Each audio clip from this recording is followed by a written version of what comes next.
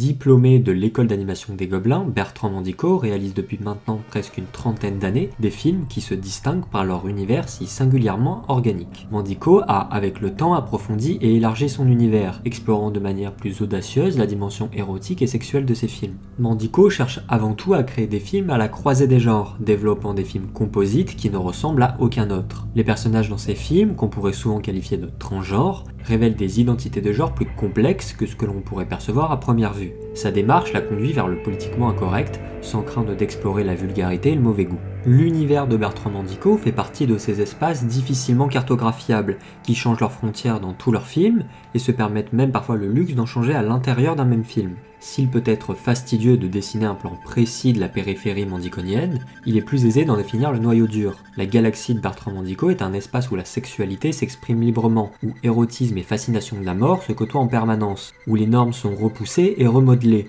l'anormal devient norme et la norme devient anormale. Une autre constante de ces films est l'étrangeté de ses décors. Décors naturels traités comme des décors studio, en éclairant de manière artificielle, ou des décors artificiels traités comme des décors naturels.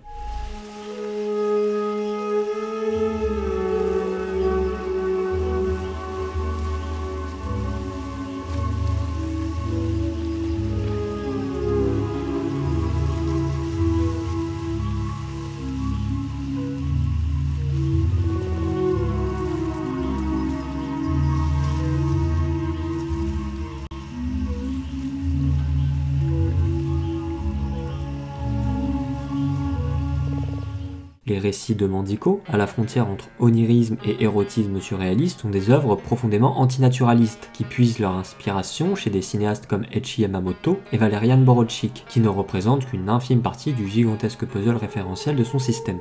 Il réalise en 2011 Borrowing the Box, qui est un court-métrage mettant en scène une biographie fantasmée de l'artiste polonais, avec lequel il entretient un certain nombre de points en commun, comme le fait d'avoir commencé dans le cinéma d'animation et de travailler sur des obsessions enfouies et récurrentes, d'ordre fétichiste et sexuel. Ces influences sont la matière première du cinéaste. Contrairement à beaucoup de ses compères dans cette veine-là, il ne se contente pas de mimer des effets stylistiques et plastiques qu'il apprécie et qui l'ont marqué, mais parvient à les dépasser en apportant de la chair à l'ensemble. Cette chair prend vie dans les déviations de son cinéma. Il ne prend pas la voie du fétichisme des images qu'il apprécie, mais la voie de la déviation, et pourrait-on dire, de la déviance. C'est comme si tout d'un coup j'avais imaginé Burroughs contaminant Jules Verne, ça a été le point de départ. On pourrait dire qu'il y a du surréalisme, il y a une partie ésotérique, une part d'érotisme, un saupoudrage de toutes ces choses-là sur un récit d'aventure.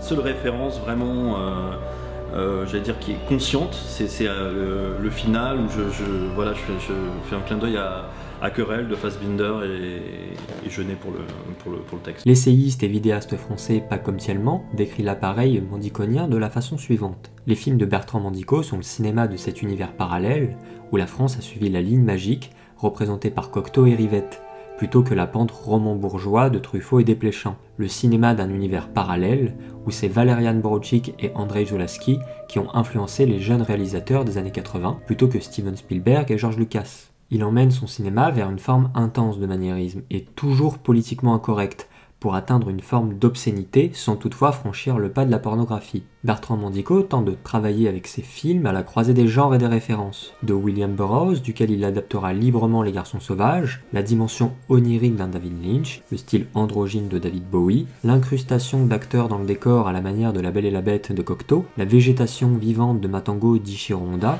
ou encore les sonorités du groupe de musique électronique Compromate, pour lequel il réalisa le clip Nymand, et auquel il emprunta le goût des cendres pour le générique d'After Blue Paradisal.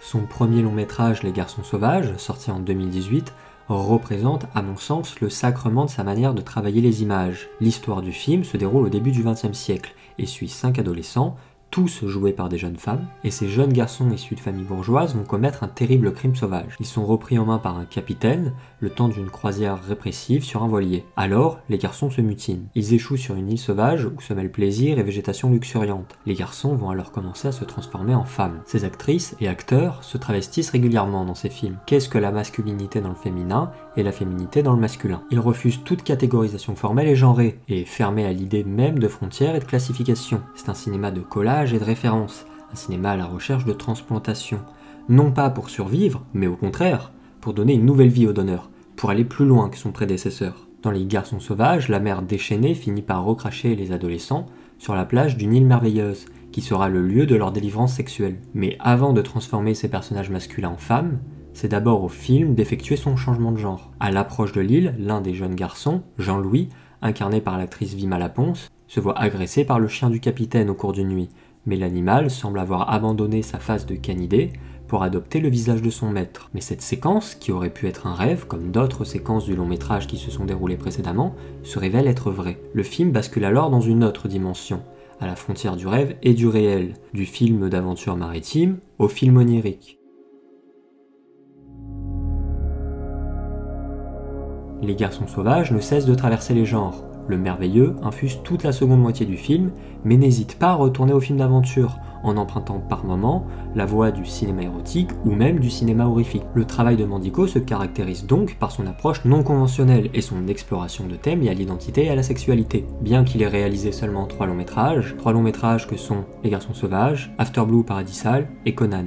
Il a souvent abordé la question de la transidentité dans ses œuvres. Son travail est souvent associé au cinéma queer, qui explore les aspects non conventionnels de la sexualité et de l'identité de genre. Le terme cinéma queer, qui peut heurter les oreilles des conservateurs les plus sensibles, a été inventé par la critique de cinéma et auteur B. Rudy Rich dans le magazine Sight and Sound en 1995, et n'englobe pas qu'une petite partie du cinéma contemporain, mais s'aventure jusqu'au terme du cinéma de patrimoine. Il est important de souligner que le cinéma queer n'est pas une catégorisation homogène, et peut inclure des films de différents genres, y compris le drame, la comédie, l'horreur, le documentaire et bien d'autres. Il existe une grande variété de films queer, allant d'œuvres grand public, comme Le secret de Brokeback Mountain du réalisateur américano-taïwanais Ang Lee, aux œuvres expérimentales de James Biggood à Andy Warhol en passant par Bertrand Mandico, offrant ainsi une diversité de perspectives et une collection de réflexions populaires chez nos contemporains, comme l'identité, l'acceptation de soi face aux machines idéologiques destructrices, la transformation et la violence sociale et politique. Dans Les Garçons sauvages, les protagonistes traversent des métamorphoses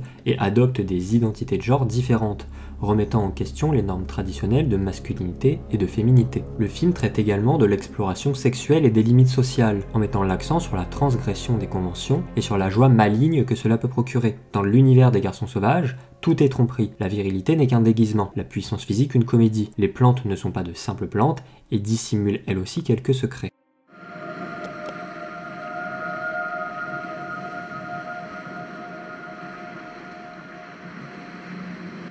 Dans ses films, Mandico a tendance à présenter la faune et la flore d'une manière irréaliste. Ses créations plastiques et cinématographiques peuvent inclure des éléments de nature fantasmagorique. La faune et la flore peuvent servir d'allégorie visuelle pour évoquer des idées et des concepts abstraits. Ces éléments graphiques peuvent être délibérément exagérés ou stylisés pour renforcer la portée symbolique de ces histoires. Dans l'ensemble, la manière dont Bertrand Mandico aborde la faune et la flore dans ses films est souvent caractérisée par une esthétique surnaturaliste et une interprétation non conventionnelle de ces éléments naturels. On peut penser à l'étrange créature phallique de son court-métrage Notre-Dame des Hormones, créature qui évoque à la fois un enfant et un membre sexuel. Ce monstre, hybride, deviendra la matrice du regard que porte Mandico sur la nature dans Les Garçons sauvages, une nature exubérante et sensuelle, avec ses arbres et ses plantes qui se prêtent au jeu des relations sexuelles interespèces. Le cinéma de Bertrand Mandico est un cinéma transgenre, dans tous les sens du terme.